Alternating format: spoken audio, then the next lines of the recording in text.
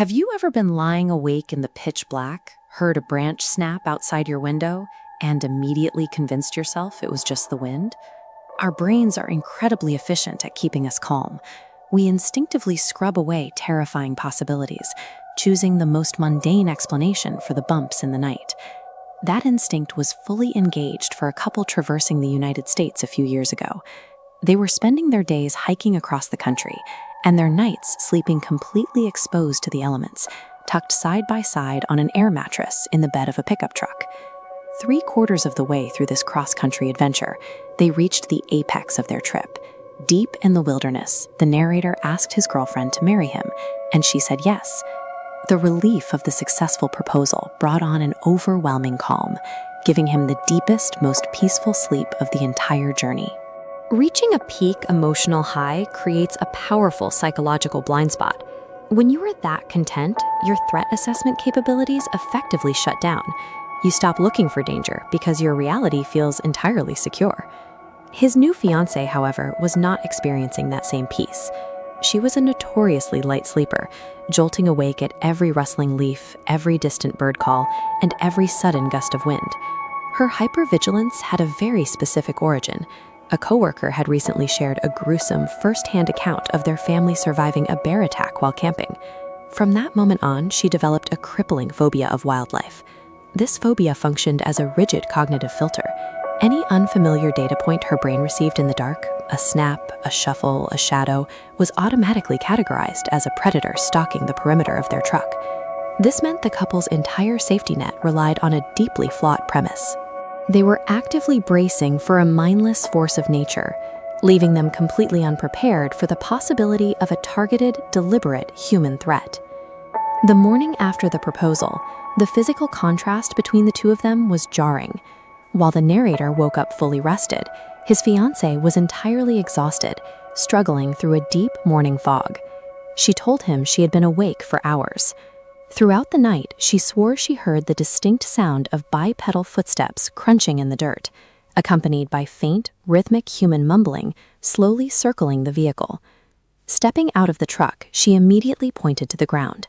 Pressed into the dirt, right next to their tire, was a single, small footprint. It was a size that belonged to neither of them. Inside the cab, the narrator found his detailed travel planner sitting right on the back seat. It was splayed wide open to a page listing their exact overnight coordinates and scheduled stops. Rather than recognize a pattern, the narrator deployed a series of rapid rationalizations. He told himself the footprint was likely just an overlapping boot mark from one of their own shoes, and that he must have absent-mindedly left the planner open while double-checking their route the day before. This is active cognitive dissonance in motion. The human brain will readily accept a chain of highly improbable coincidences rather than cross the threshold into acknowledging a premeditated, malicious human presence. Night fell, marking their final sleep in the wilderness. The deep mountain silence, which had seemed so beautiful just 24 hours earlier, now carried an oppressive, suffocating weight. To ease his fiancée's nerves, he promised to keep watch. His secret intention, however, was to execute a logical test. Stay awake, observe the empty woods, and definitively disprove her fears. Around midnight, his fiancée finally drifted off. Almost immediately, a sound cut through the silence. It was a slow, deliberate crunching of leaves, heavier and vastly more methodical than a raccoon or a coyote. Slowly, he crept to the edge of the metal bed and peered over. Moving back and forth through the shadows was a small hooded figure, completely absorbed in a quiet, manic conversation with itself. As the figure turned, strands of blonde hair slipped from beneath the hood. The mumbling became clear, unmistakable syllables. It was a woman's voice.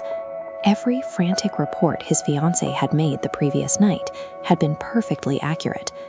There is a terrifying psychological collapse that happens when a paranoid delusion crosses into objective reality.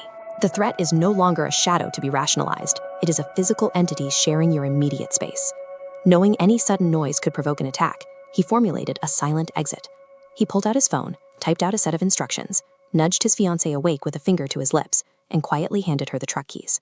Gripping a pocket knife, he vaulted over the tailgate to confront the intruder and draw her attention.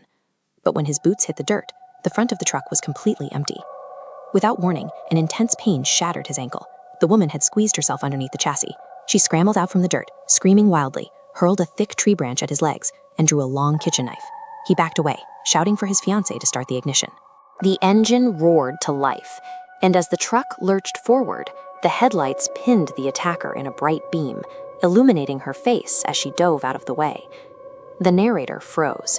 Staring back at him was his ex-girlfriend.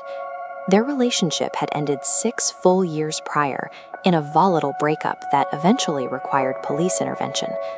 In a fraction of a second, the nature of the horror shifted. This wasn't a random drifter seeking a crime of opportunity. It was a woman who had spent years feeding an obsession that finally culminated in a hunt across state lines.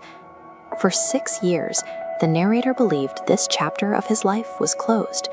But while he moved on, his ex-girlfriend was tracking his movements, planning a route that would eventually lead her to a remote campsite hundreds of miles from her home.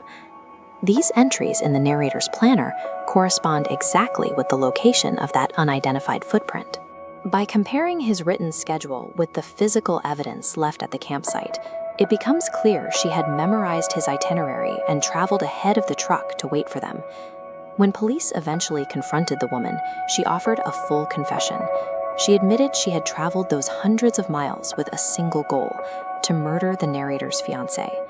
She was briefly committed to an institution following the confession, but today her whereabouts are entirely unknown. She has vanished from all public records and social media, leaving her status officially unaccounted for. The deep isolation of the wilderness is often romanticized as a place of absolute peace, but its true danger is that it provides a perfect, unwitnessed stage for human obsession to operate freely. If you want to explore more forensic breakdowns of survival and the psychology behind them, make sure to subscribe to Night Witness.